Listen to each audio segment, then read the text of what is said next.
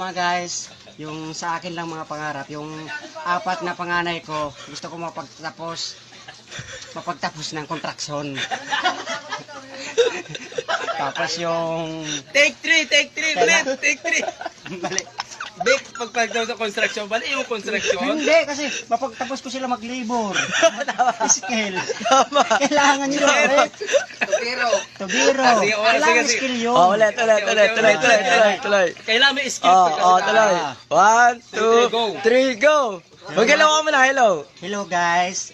Ito po ako ngayon, kumo magulang. Ay gusto ko lang yung ano ko sa mga anak ko. Pagtapos sila. Yun. Pagtapos ng skill. Ano yun, 4 na panganay. Kailangan magsimula sila sa labor. Hanggang maging mason. Tubero, maging electrical. Tapos yung sahod. Sa sahod, kung na isipin kasi ang oras wala nga eh. Bawas na bawas ang oras eh. Sahod ng mga anak mo.